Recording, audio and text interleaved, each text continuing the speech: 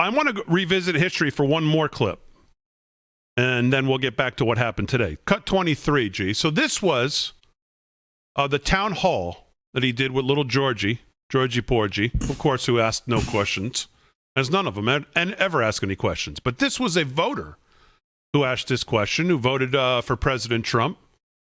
And let's remember how this went down. Cut 23, roll it. Kelly Lee, she's from Philadelphia. Thank you. Republican. Voted for Donald Trump in 2016. Undecided now. Hey, Kelly, how are you? Hi, Mr. Biden. My question is about the coronavirus vaccine, or potential. Senator Harris stated that she absolutely would not take a vaccine from President Trump. Oh. And of course, we all know it's not President Trump that would create this vaccine. It would be doctors and scientists that presumably we all trust. So my question for you is, if a vaccine were approved between now and the end of the year, would you take it? And if you were to become president, would you mandate that everyone has to take it?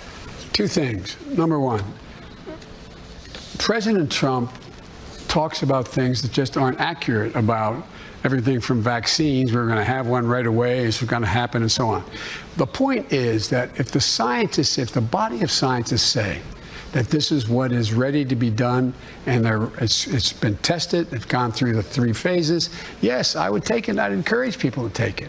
But President Trump says things like, everything from this crazy stuff he's walking away from now, inject bleach in your arm. Stop for a second. You see, he couldn't just leave it at that. He had to lead into that comment with saying, well, President Trump says crazy things, and now he has to lead out of it by saying. So, again, we have these discussions on why there's some hesitancy in the American people. You had him doing this. You had the vice president doing it over and over in the debates in front of the biggest audience that you could have, as the entire world's watching those 3, as it ended up being 2 debates, 1 vice presidential debate, demagoguing against it. We know what they were doing. They were playing politics. That's exactly. They didn't care about they never thought this vaccine would be here. And just the idea that it was going to be, number one, they told you he was crazy.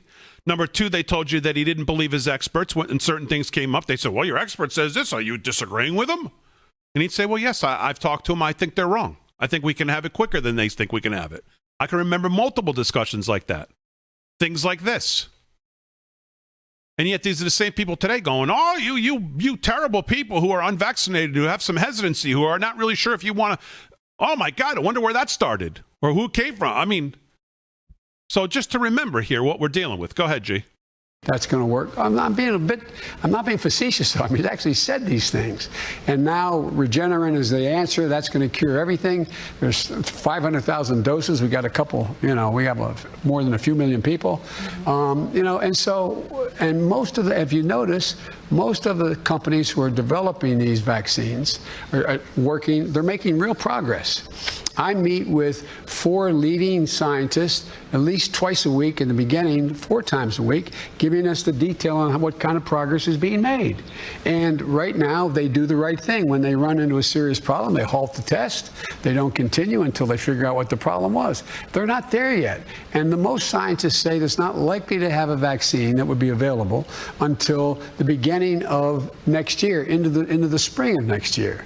And in the meantime, what I worry about is the same thing with Regeneron, which is a useful a useful tool. But what's happening is there is no plan to figure out how to distribute it. How many, we have 500,000, vials of it. Well, we don't have all the testing equipment. We don't have all the ability to get it to the people who need it. And what we should be doing now, and allegedly it's happening, but I've not seen it yet, nor the docs that I've talked to seen it, there should be a plan when we have the vaccine. How do we distribute it? And once we get it, if it's safe, if it's effective, will you mandate its use? The answer is depending on how clear.